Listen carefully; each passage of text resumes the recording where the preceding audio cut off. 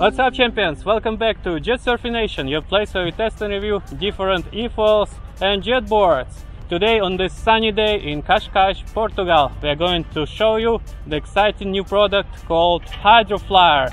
Today joining us Andreas from eSurfer. Hey everybody. Welcome Andreas. And of course the team from Hydroflyer. Welcome guys. Hey guys. Hey, nice to be here. Yeah, and Olaf. Aloha from Poland. Hi Olaf. Welcome. Are you ready guys? Yeah, let's do it. Let's go. Hey Jerry, I mean, when did you come up with the idea and what was the reason behind it to do it a little bit different than, let's say, a traditional e-foil? So originally I started making e-foils about 5-6 years ago and was looking to do something different. I thought maybe about making something that could power into the surf.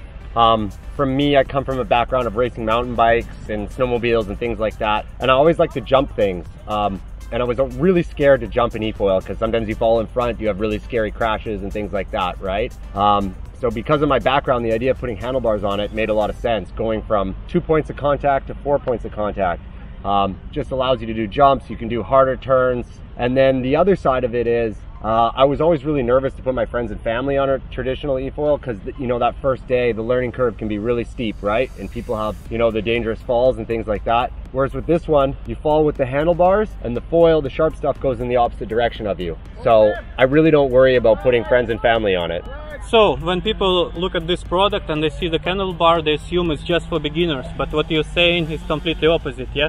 Yeah, so I think that's the biggest misconception about this is that the handlebars are a tool just for learning. I mean, it definitely helps that way, but the original design thesis was, you know, to make it a bit more exciting, basically. So it really serves both the total beginner and the guy who wants to be, you know, more advanced as well.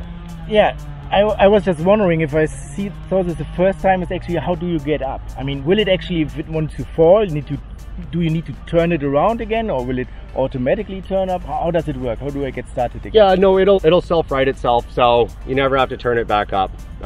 You know, depending upon the size of the people, most people can just climb on the back, pull themselves on, stand up, and you're ready to go. A heavier person, maybe above 100 kilograms, may have to start on their knees at first, but it's very stable. Yeah, I'm about 100 kilos and I can stand on it stationary. You don't have to start on your belly or your knees. If you start from the dock, you simply step off the dock, hold the handlebars and pull the accelerator and you can go. And if you're starting from the beach, you can just swim out until it's deep enough to have the foil down and then just pull yourself up like you would a surfboard or a SUP. You can use the handlebars to pull yourself up and then you can either start on your knees or standing and then you go that way. So just one more thing to clarify, you said it will actually automatically go up because the motor is much heavier than the handle? Exactly, yes. Okay. Yeah. Very cool. How long is the mast? 820 millimeters, so 82 centimeters. And just to be sure to cover the most frequent question, how is the safety regarding this handlebar? Some people were concerned about this sharp front. What do you think about this? Yeah, we hear that a lot from people online. It's really not an issue at all. We do make a bar pad like you can see here. If people are really worried about it, but it's not something we've ever had issues with. What happens is the handlebars go down, you hit the water, and you fall to the side. And you know, because you're holding onto the handlebars, the fall is so much more controlled.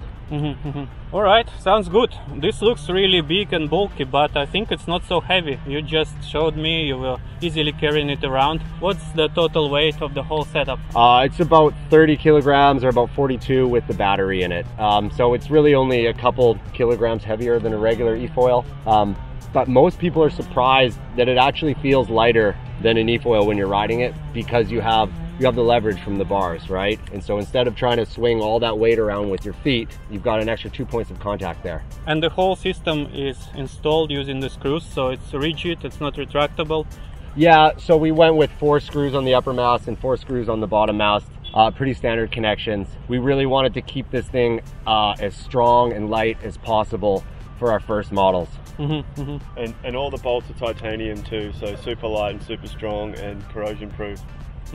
And I've seen on your website you're going to offer in different combinations, like build your own Hydroflyer, like different colors, sizes, riding with a handlebar or without. Is it something you're still going for? Yeah, very much so.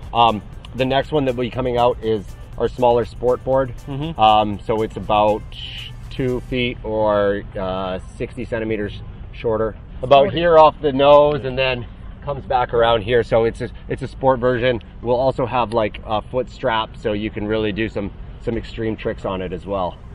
How many liters you will have? The smaller one I think is about 100 liters. And Yeah. this one? 150.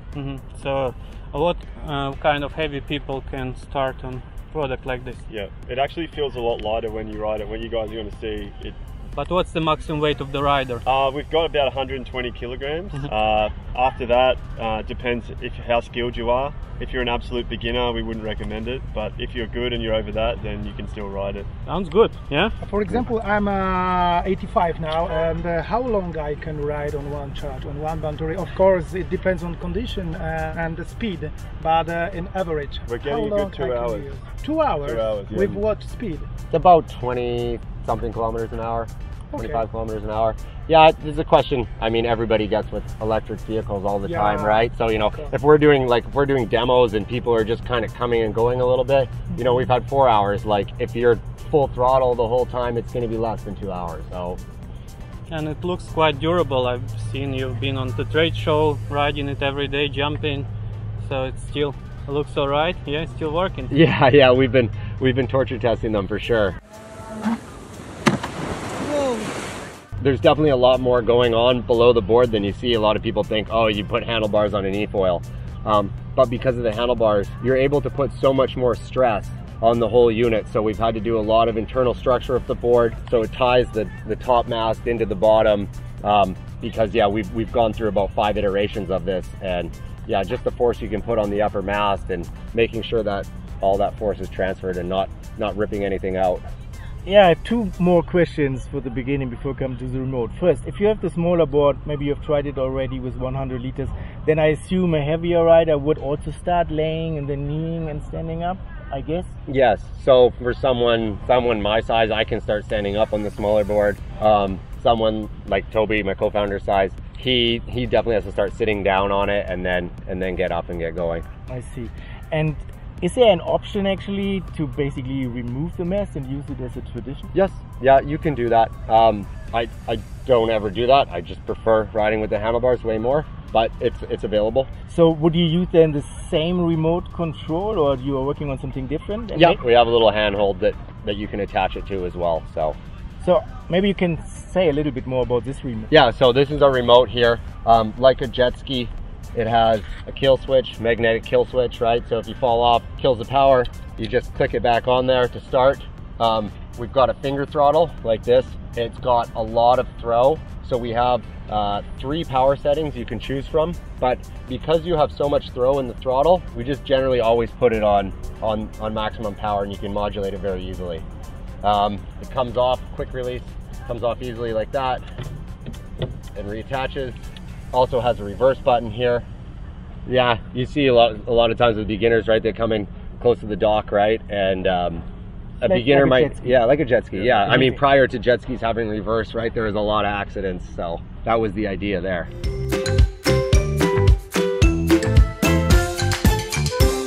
So what's your targeted audience for this product? Is it for rentals or more like for personal use or yacht owners? There's actually a few groups. We're getting a lot of interest from the rental centers. Obviously, it's easier to learn. We've seen the learning curve pretty consistently.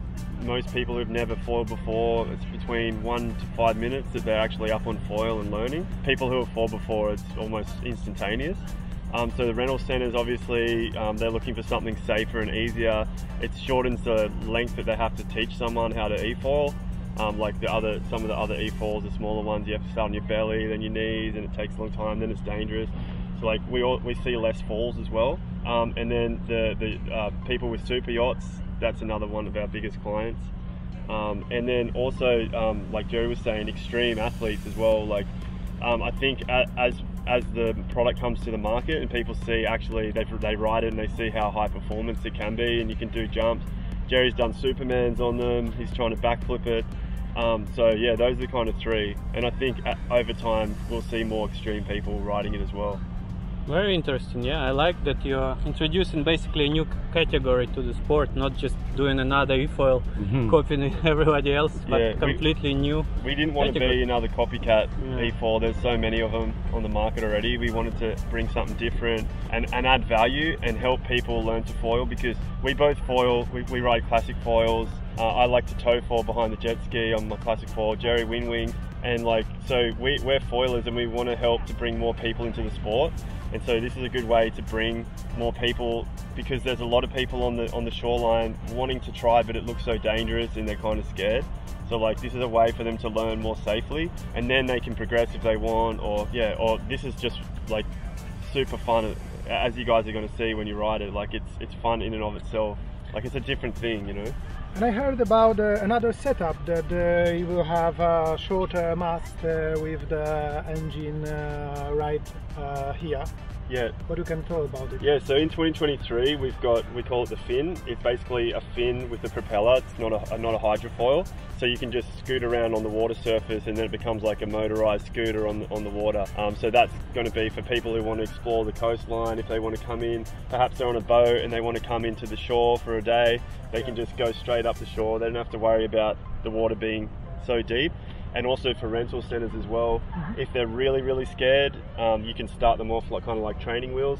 They get the feeling of it, the balance, and then when you feel like they're ready to progress, you can 4 bolts, take it out and put the hydrofoil on, and then it becomes a hydrofoil. And you can probably do the towing as well, yeah? Yeah, Jerry. People. Yeah, this thing is so much fun to tow people with downwind. We just throw a rope right around the mast. We were in Hood River about a month ago doing tow-ins to downwinders, and a friend of mine was towing in. He'd ride the waves for a kilometer down. He came by, just grabbed the rope, don't even get off foil, and go for another loop. It's so much fun. And the handlebars really help there, counteracting the tugs you get from the rope and stuff like that. We were out in some decent sized waves, which I think you'd have a pretty hard time with on a traditional e-foil. So I'm just wondering, so it's not an e-foil obviously. I was wondering, does it work very different from an e-foil? Because usually you go to your back to lift up and so on. Now you have something else. I mean, do you do it by gas, or do you also do it by shifting weight?